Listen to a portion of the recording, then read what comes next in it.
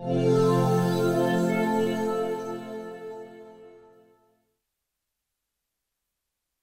remember sitting in Baldwin Auditorium this time last year, eyes glazing over, fighting sleep, as DukeEngage gave us all these basic travel tips.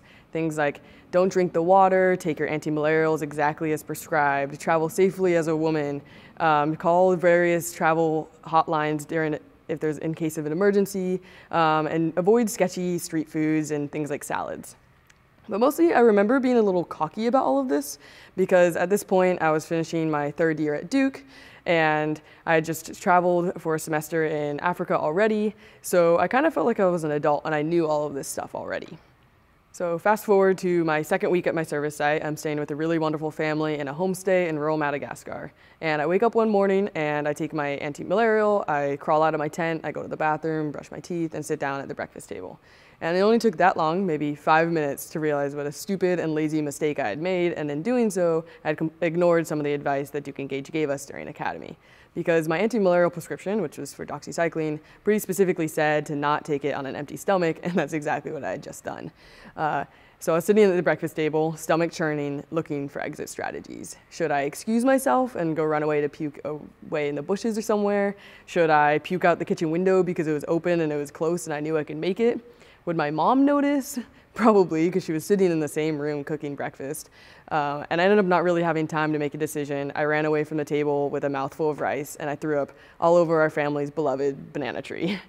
And luckily it was just the one time. And I felt a lot better after that, but I felt like I'd kind of learned my lesson. I felt a little stupid and I took it as a first warning. A few weeks later, my service partner and I, because I traveled there with another girl, we both got invited to our family wedding and we got to travel to the coastal city and there was this huge adventure. The wedding ceremony was really cool to get to go to. And by the time we sat down at the dinner reception, we were both very hungry because we hadn't eaten since the morning and the whole day had just been a really long day.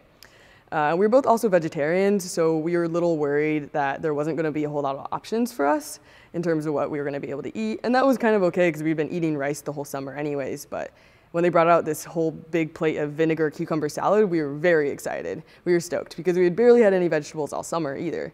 So we both served up a whole big plate, and I remember having a mouthful of food, just really happy with myself, a fat grin on my face, and I turned to my partner, my friend, and said, you know, this is something that DukeEngage tells us not to do. We're not supposed to eat salad.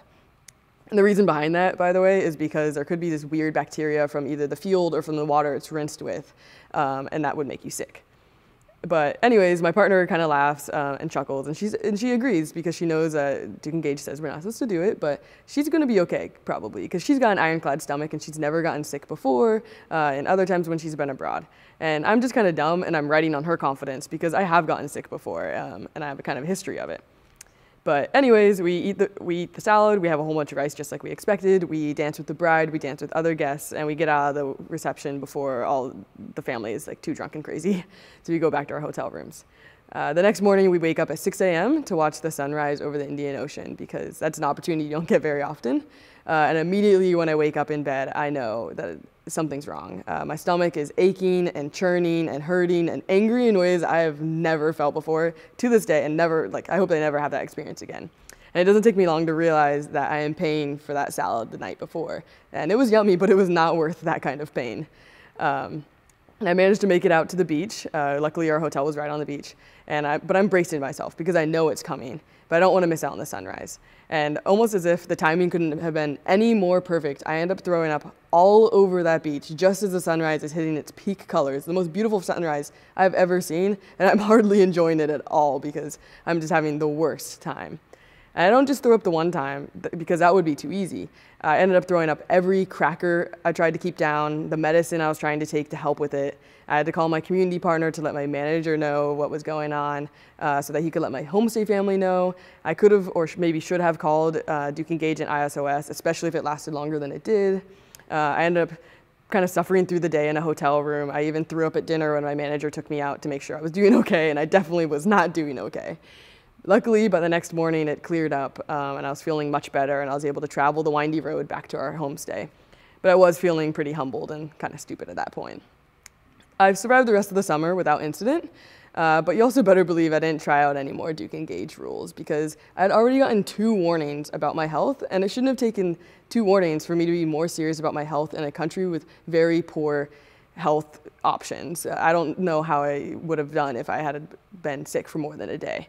So don't be me and really consider all the tips and tricks and lessons and stories that you're hearing in this DukeEngage Academy and in Baldwin Auditorium, and consider all of that as your first warning.